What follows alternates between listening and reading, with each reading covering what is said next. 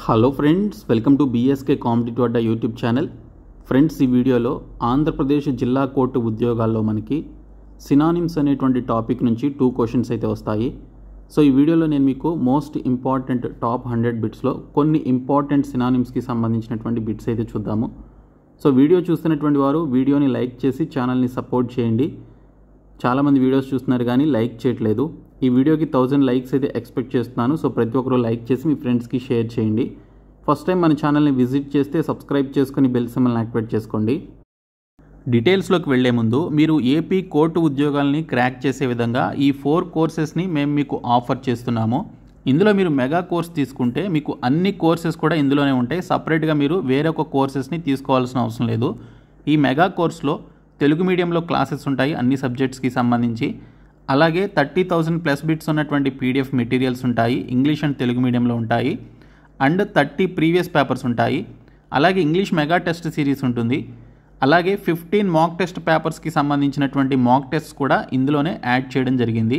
So ఈ ఒక్క course తీసుకుంటే చాలు, ఇవి మీరు తీసుకోవాల్సినటువంటి అవసరం లేదు మీకు సపరేట్గా కావాలి అనుకుంటే పీడిఎఫ్ కోర్స్ మీరు సపరేట్గా తీసుకోవచ్చు. ఇంగ్లీష్ అండ్ తెలుగు మీడియంలో మీకు పీడిఎఫ్ కోర్సెస్ ఉంటాయి. 30,000 ప్లస్ బిట్స్ అయితే ఉంటాయి. కరెంట్ అఫైర్స్ అండ్ స్టాటిక్ జీకేకి సంబంధించిన పీడిఎఫ్ మెటీరియల్స్ కూడా ఇందులోనే ఉంటాయి. అలాగే మాక్ టెస్ట్లు కూడా ఎవ్రీ 2 to 3 డేస్కి ఒక మాక్ టెస్ట్ అయితే యాడ్ చేయడం జరుగుతుంది. ఆల్రెడీ కొన్ని మాక్ టెస్ట్లు అయితే ఇందులో యాడ్ చేశాము. సో మీరు ఖచ్చితంగా ఈ మాక్ టెస్ట్లు అనేవి ఎగ్జామ్ వచ్చే టైం నాటికి అవి చేసుకోవాలన్నమాట. తర్వాత ఇంగ్లీష్ మెగా టెస్ట్ సిరీస్ కూడా మేము మీకు లాంచ్ చేయడం జరిగింది. టాపిక్ వైజ్గా 4,000 ప్లస్ బిట్స్తో ఇంగ్లీష్ మెగా టెస్ట్ సిరీస్ అయితే ఉంది. 99 రూపీస్కి పొందవచ్చు. సో డిస్క్రిప్షన్లో ఉన్నటువంటి బీఎస్కే జాబ్స్ అనేటువంటి యాప్ని డౌన్లోడ్ చేసుకొని ఈ కోర్సెస్ అయితే తీసుకోండి. యాప్ హోమ్ పేజ్లో మీకు mega course and PDF course వచ్చేసి ఏపీపీఎస్సీ అనేటువంటి బాక్స్లో ఉంటాయి. అదే మీరు mock test and English test series అయితే ఇక్కడ టెస్ట్ సిరీస్ అనేటువంటి బాక్స్లో ఉంటాయి. సో కాబట్టి ప్రతి ఒక్కరు డిస్క్రిప్షన్లో ఉన్నటువంటి యాప్ని డౌన్లోడ్ చేసుకొని కోర్సెస్ అయితే ఇమీడియట్గా తీసుకోండి. కొన్ని ఇంపార్టెంట్ సినానిమ్స్కి సంబంధించినటువంటి బిట్స్ అయితే చూద్దాము. ఇవి గతంలో చాలా కాంపిటేటివ్ ఎగ్జామినేషన్స్ లైక్ ఎస్ఎస్సి కానీ ఇంకా ఇతర కాంపిటేటివ్ ఎగ్జామ్స్లో అడిగినటువంటి బిట్స్ అండి ఇవి.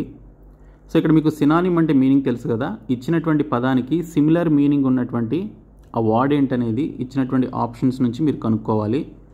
సో ఇక్కడ మనకి చూడండి, what is the synonym of accrue అని చెప్పేసి అడిగారు. ACCRUE.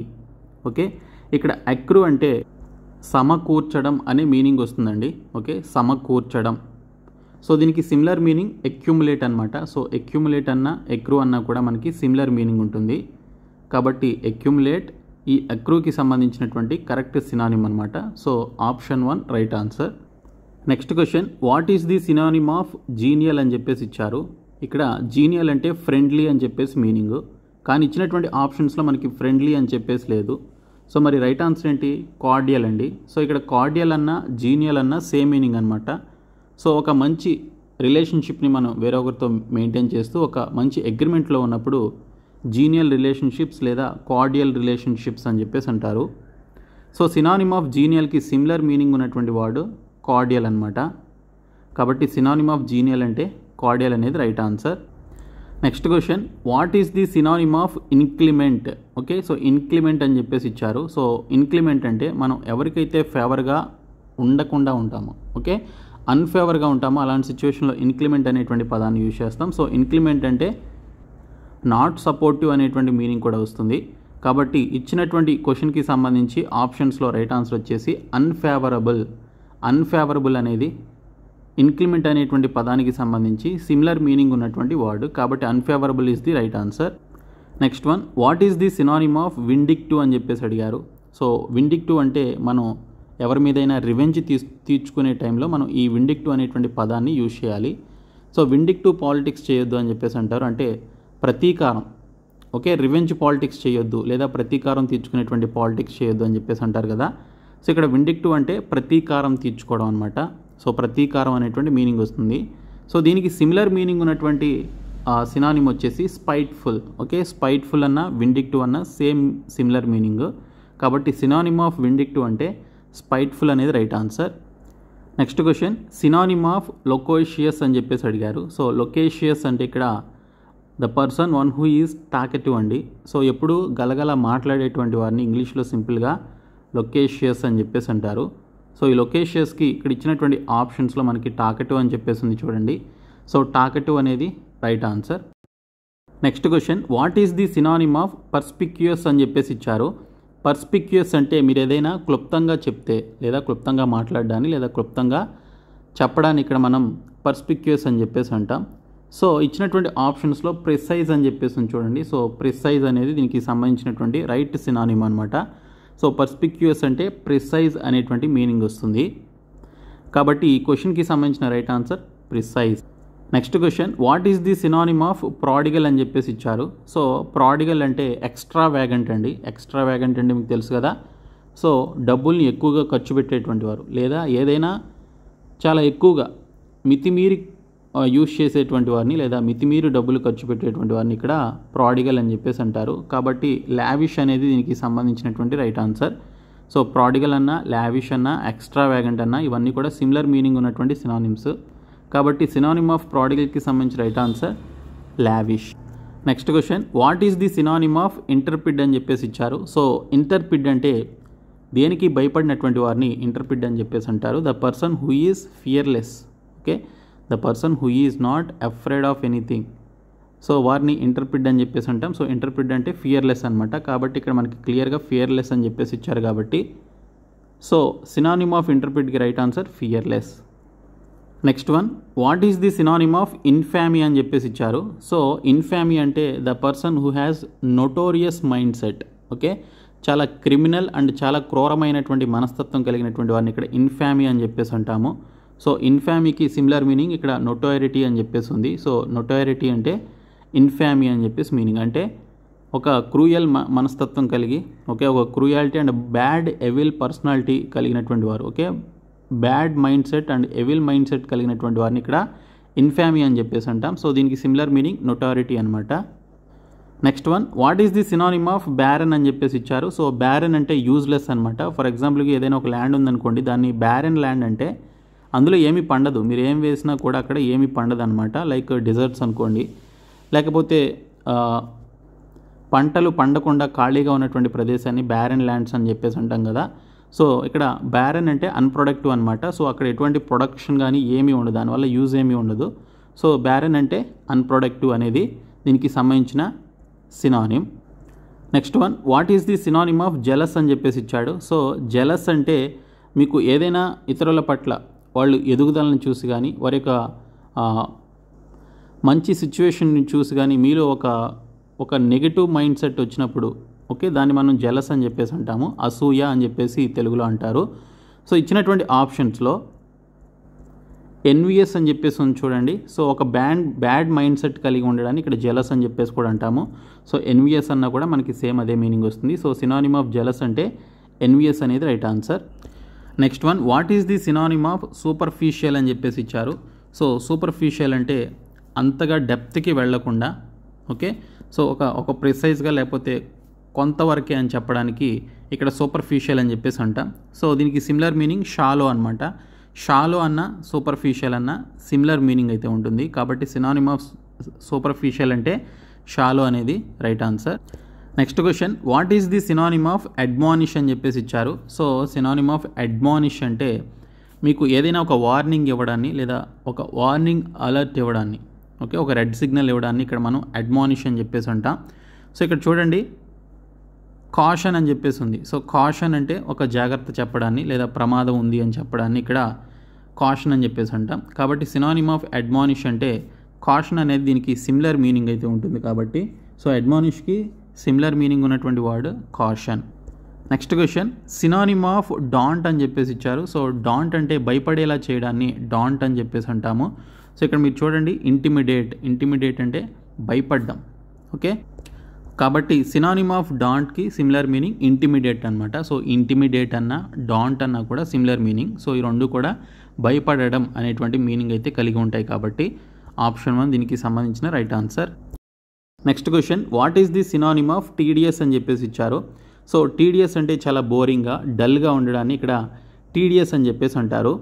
సో ఇచ్చినటువంటి ఆప్షన్స్లోనే మనకి ఇక్కడ డల్ అని చెప్పేసి ఉంది. కాబట్టి సినానిమ్ ఆఫ్ టీడీఎస్ అంటే డల్ అని చెప్పేసి మీనింగ్ అనమాట. చాలా నీరసంగా ఓకే చాలా డల్గా చాలా బోరింగ్గా ఉండడాన్ని ఇక్కడ మనం టీడియస్ అని చెప్పేసి అంటాము. సో టీడియస్ అంటే డల్ అని చెప్పేసి మీనింగ్.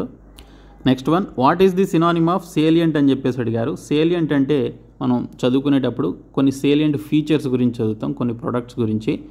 సేలియంట్ ఫీచర్స్ అంటే చాలా ఇంపార్టెంట్ అని చెప్పేసి meaning.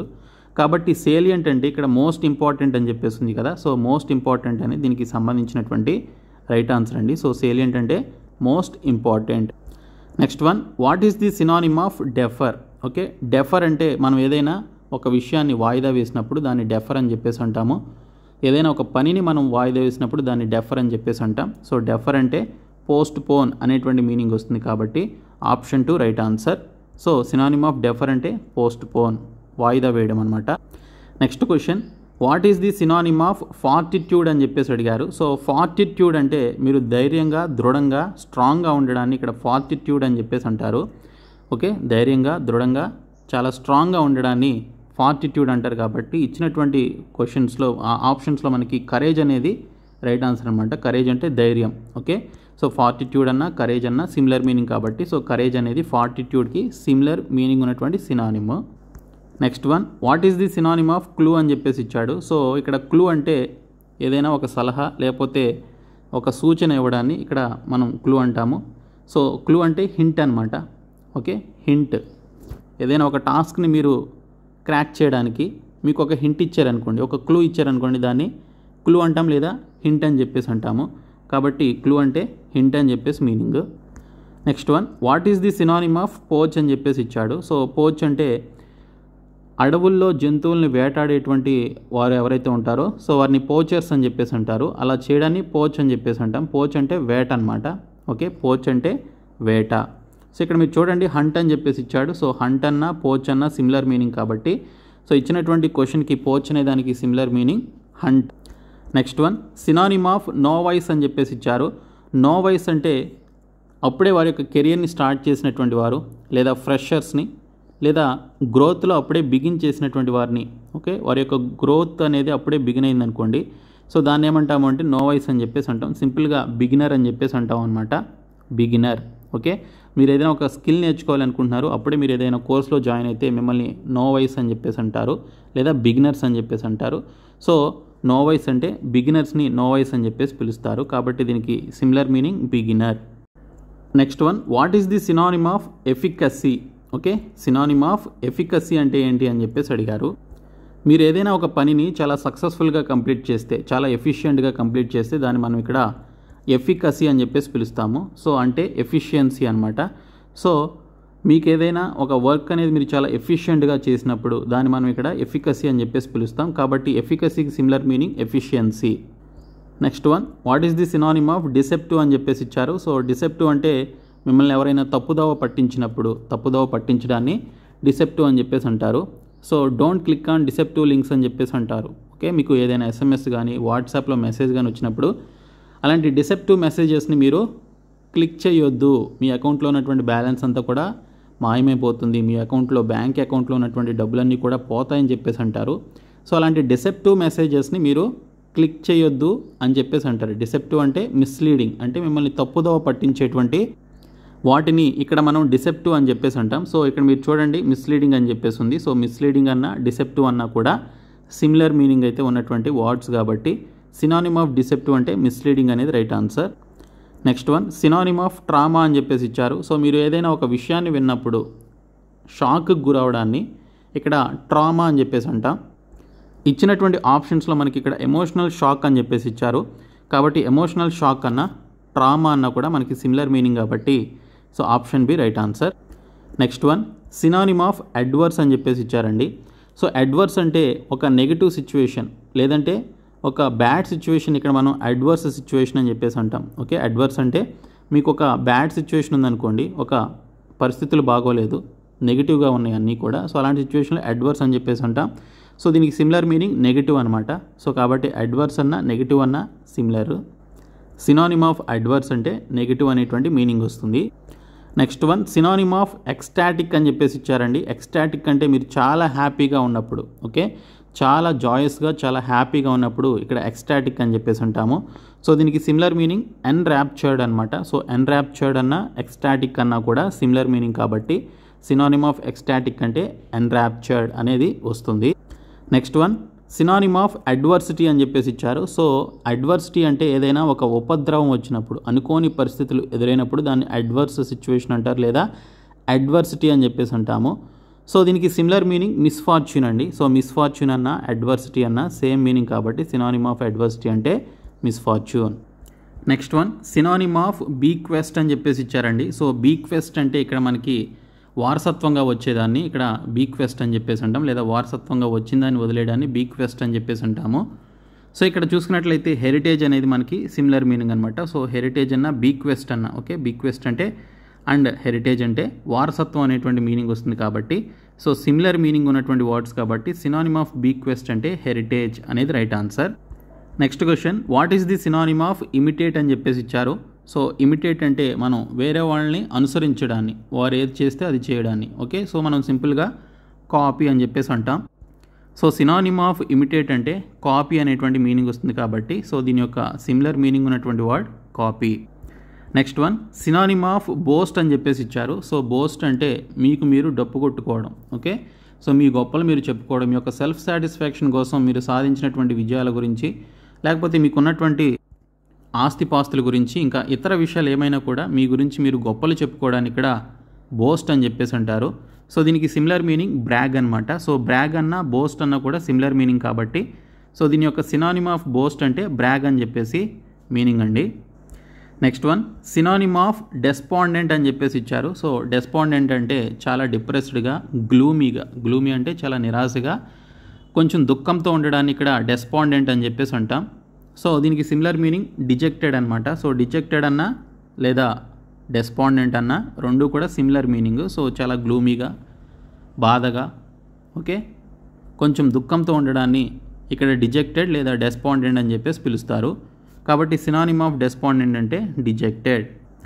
Next one synonym of hesitant అని చెప్పేసి ఇచ్చారు. సో హెజిటెంట్ అంటే మీరు ఏదైనా ఏం చేయాలో తోచనటువంటి సిచ్యువేషన్లో ఓకే, కన్ఫ్యూజింగ్ సిచ్యువేషన్లో ఉన్నప్పుడు, ఎటువంటి డెసిషన్ తీసుకోలేనటువంటి సిచ్యువేషన్లో ఉన్నప్పుడు దీన్ని హెజిటెంట్ అని చెప్పేసి అంటాము. సో హెజిటెంట్ అంటే దీనికి సిమిలర్ మీనింగ్ అన్డిసైడెడ్ అనమాట. So when you are not decided that is called hesitant okay. So hesitant అన్న అన్డిసైడెడ్ అన్న సిమిలర్ మీనింగ్ కాబట్టి సో సినానిమ్ ఆఫ్ హెజిటెంట్ అంటే అన్డిసైడెడ్ ఓకే. సో ఇవి కొన్ని ఇంపార్టెంట్ సినానిమ్స్ అండి. ఇంకా రాబోయేటువంటి రోజుల్లో నేను చాలా వీడియోస్ అయితే చేస్తాను. మీరు మన ఛానల్ ఫాలో అవ్వండి. మేము మీకు ప్రొవైడ్ చేసిన 499 రూపీస్ మెగా కోర్స్ తీసుకోండి. అలాగే 199 రూపీస్ పీడిఎఫ్ కోర్సు, అలాగే 199 rupees mock test series course, దీనితో పాటు 99 rupees English mega test series కోర్సులు మీకు ఏది కావాలంటే అది తీసుకోండి. బట్ మీరు మెగా కోర్స్ తీసుకుంటే ఇందులోనే మీకు అన్నీ ఉంటాయి, ఇంకా మీరు వేరేవి కొనుక్కోవాల్సిన అవసరం ఉండదు. కాబట్టి ప్రతి ఒక్కరు డిస్క్రిప్షన్లో ఉన్నటువంటి BSK జాబ్స్ అనేటువంటి యాప్ని డౌన్లోడ్ చేసుకొని ఈ కోర్సెస్ అయితే తీసుకోండి. ఈ వీడియోని మీ ఫ్రెండ్స్కి షేర్ చేయండి. Thank you.